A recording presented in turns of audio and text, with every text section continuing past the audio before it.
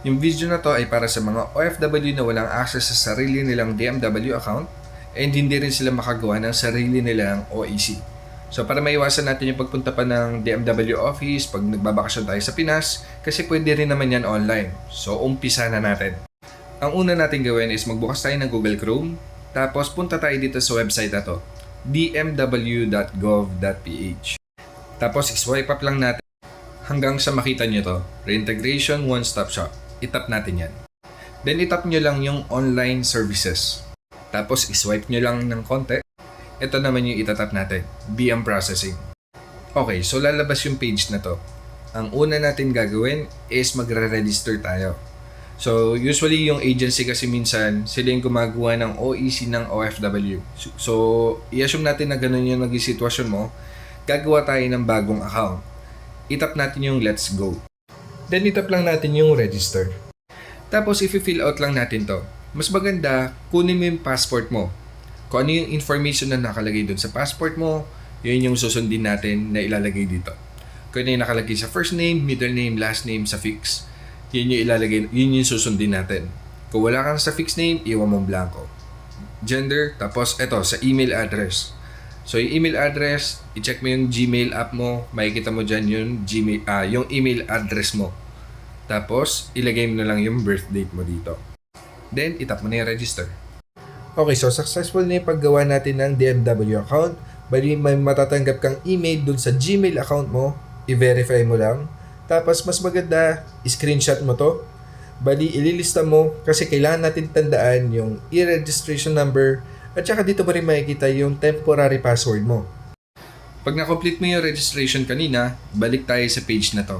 Itap mo ulit yung let's go. Ilagay mo na yung email address mo dito, then tap mo yung next.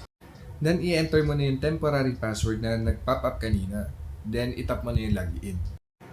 Tapos lalabas na to. Bali gagawa ka na ng actual na password ng DMW account mo.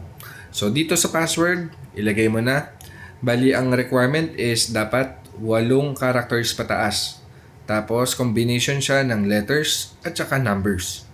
Okay, pwedeng capital o pwedeng small letter. Tapos ulitin mo lang yan sa confirm password and then itap mo na yung change password. Mas maganda ilista mo yung magiging password ng DMW account mo sa notebook o kaya sa Google Keep app or sa Avira Password Manager para hindi mo makalimutan. Ayan, naging successful na yung paggawa natin ng DMW account. Ang next na pupuntahan muna natin is yung OFW records. Itap natin to. Tapos itap natin to for employment purposes. So, dapat makita mo to. Lahat ng mga naging kontrata mo abroad, dapat nandito. Kung wala, tapos matagal ka ng OFW, kailangan natin i-extract yung personal information mo dun sa record ng DMW, tapos ililipat natin dito sa bagong DMW account mo. Ganun yung gagawin natin. Kung ganun yung problema mo, balik tayo dito. Mag-logout ka muna, tapos itap natin tong transfer all DM records. Tapos ilagay mo lang yung personal information mo. Uulitin ko kung ano yung nakalagay sa passport, yun yung ilagay natin dito. Then itap natin yung find record. Bali babalikan lang ulit natin to. Yung e-registration number niyan, kunin natin. Tapos yan, kung may duplicate record ka, bali ilalagay natin yung e-registration number na yan. Tapos ita-transfer records natin. Para yung record na nandun sa lumang DMW account, lilipat na yan dito sa bagong DMW account mo. Pag naging successful na yan, balik ulit tayo sa DMW account natin, mag-login tayo. Makikita na natin dun yung mga kontrata natin. Bali, pagbalik ulit natin dito, makikita mo na lahat ng mga previous contracts mo. Pag okay na lahat, so pwede na natin magawa yung OEC natin. Para makagawa nun, itap lang natin yung balik manggagawa.